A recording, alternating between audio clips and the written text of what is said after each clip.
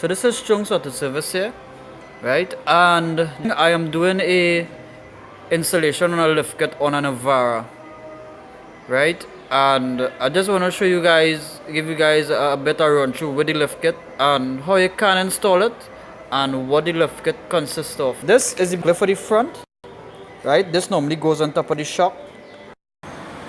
This is the block lift for the back. This is your pinion angle shim, right? Also we have longer U-clamps. Now I've already started the installation on this, but I thought, you know, I'll take a little 5 minutes to make a video for you guys. Now for you guys who want to purchase this item, right, and maybe want to attempt to install it on your own, here's what you need to do. So for this particular vehicle, this is a Navara, you need to disconnect the stabilizer bar link. You need to disconnect here the upper spindle, and you also need to disconnect your steering wheel.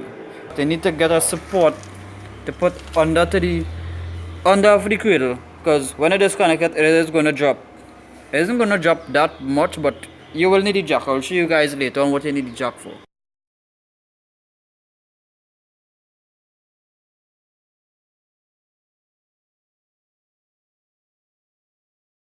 So as you can see, this is the spacer here, right? I've already bolted it. Now remember, I was telling you guys that you need to put a support or a jack under of the cradle. Now this is supported under the cradle here.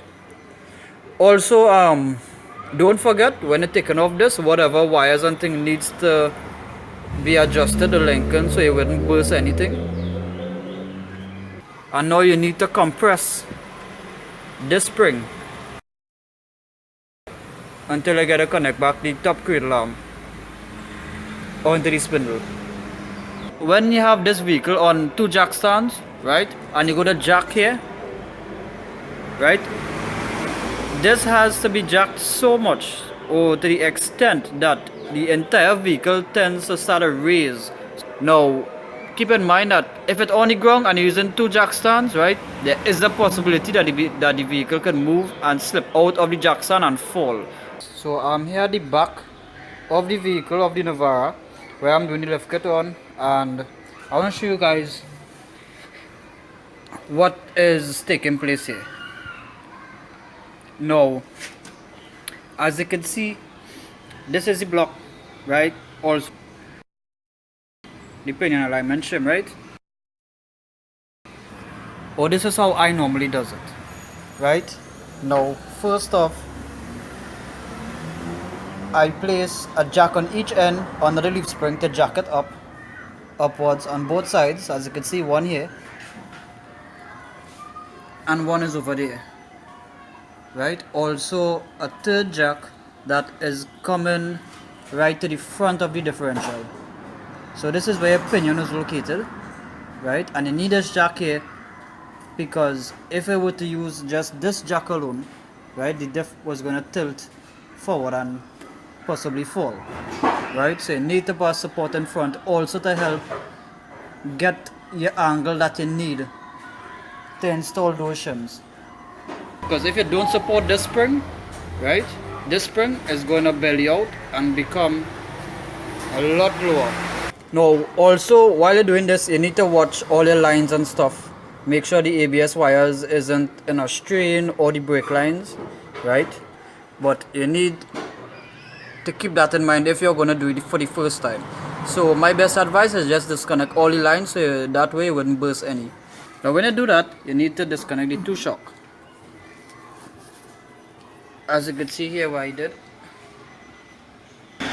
you're going to use this jack, your hydraulic jack, your main jack, and you're going to lower this differential to a point where you will be seeing a space between the spring and the axle, right, in order for you to fit the blocks inside. Now when you watch the block, you will see one side have a notch, the next side have a hole. You will see where those will line up. There's only one way it can line up, right? And as for the shim, to install the shim, the fatter side of the shim has to be facing to the rear of the vehicle and the thinner side to the front. So that way, when you put in the shim and tighten up these bolts, right, it's going to automatically turn the entire differential this way to send the pinion angle upwards to keep that drive shaft as straight as possible.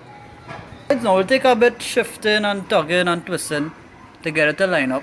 But after you completed both sides, right, you put in your new U-clamps, the longer U-clamps, and after you have finished tightening on the both ends, right, you can then use your main jack to jack up the entire differential or axle, right, in order for you to catch back your shocks. Right, so this is Chunks of the Service. If you guys thought this video was helpful, right, you can please share it, leave a comment. Now where can you get these kits to buy? These kits. So I'm Chunks of the Service. I have these kits in stock, right? I have partnered up with ZOffroad. ZOffroad is located in South. So if you guys need kits like this, just find us on Facebook or Instagram. So look for us. If you need any kits, we have a lot more than this in stock at the moment. Now keep in mind, guys, that doing a job like this, you have to have some sort of experience. If you're not mechanically inclined, I'll advise don't attempt doing something like this. So if you guys are looking for any kits, give us a call. This is Chunks Auto Service. I'm located in San Juan. Also, if you need any help or any advice to do anything, or you're having a problem with a vehicle and you need, you may need a second idea on it, feel free to give me a call at 393-3908.